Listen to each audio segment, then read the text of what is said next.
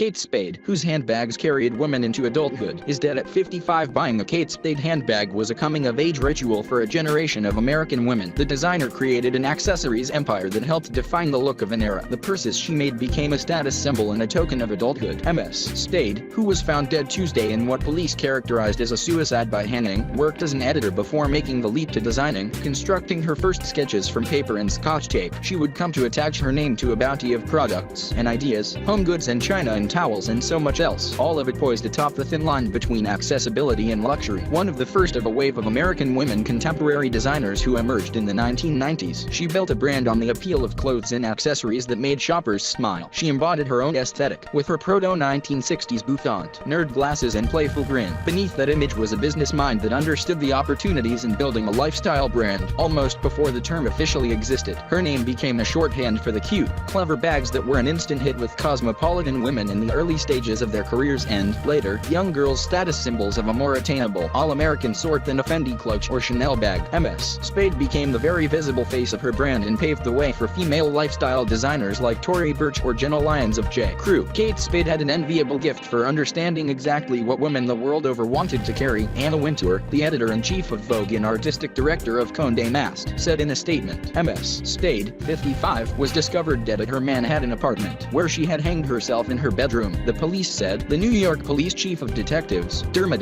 Shea, said that the death appears at this point in time to be a tragic case of apparent suicide. He said, it is early in the investigation. A police official, speaking on the condition of anonymity, said that a note found at the scene addressed to Ms. Spade's 13-year-old daughter indicated, among other things, that what had happened was not the child's fault. We are all devastated by today's tragedy, the Spade family said in a statement. We loved Kate dearly and will miss her terribly. We would ask that our privacy be respected as we grieve during this very difficult time. Catherine Noel Brosnahan was born in Kansas City, MO, on December 24, 1962. Her father worked in construction while her mother took care of her and her 5 siblings. She did not grow up obsessed with fashion, though she enjoyed combing through her mother's jewelry drawer and thought early in her life about being a television producer. While a student at Arizona State University, where she studied journalism, she worked in a motorcycle bar and a men's clothing store. There, she met her husband-to-be, Andy Spade, the brother of the actor and comedian David Spade. She graduated in 1985. After graduation, Ms. Spade moved to New York, where she became an assistant fashion editor at Mademoiselle magazine. Within 5 years she was the accessories editor. While in that role, she became frustrated by the handbags of the era, which she found to be gaudy and over-accessorized. What she wanted was a functional bag that was sophisticated and had some style, she later told the New York Times. In 1993, she founded Kate Spade with Andy and a friend, Ilnai Sarans. Josie, the former creative director of Elle and former fashion director of W, met Ms. Spade before she started her company. She told me she was thinking of starting a handbag line in that carefree, excited way she had, he said. In particular, he remembered her spirited manner, the way she always spoke colorfully, with excitement and a smile, and as a kid starting out in fashion, that was something you remember, especially when everything was so serious and all about deadlines and the pressure of perfection. She did not know what to call the company at first and decided to make it a combination of her and Andy's names. The couple married in 1994. After the first show, she realized that the bags needed a little something extra to catch people's eyes. She took the label, which originally had been on the inside of the bag, and sewed it to the outside. With that gesture, she created a brand identity and sowed the seeds of her empire. Julie Gillard, then the fashion director of Barney's New York, picked up the label for the department store in the early 90s. It was a great success. It grew, she recalled. It was so fast growing. It just became a business that was successful wherever it was. The mid-90s were the time of the handbag, Ms. Gillard said, and Kate Spade was able to bring bags to young women whose budgets were not yet at designer levels. Kate and Andy always had their thumb on the pulse, she said. They put their passion into an opportunity. Within a few years, they had opened a Soho shop and were collecting industry awards. Given a Rising Talent Award by the Council of Fashion Designers of America in 1995, she was named its Accessory Designer of the Year in 1997, and Best Accessories Designer at the Accessories Council's ACE Awards in 1999. The same year the Spades sold their shares of the company to the Neiman Marcus Group. The year before, it had $28 million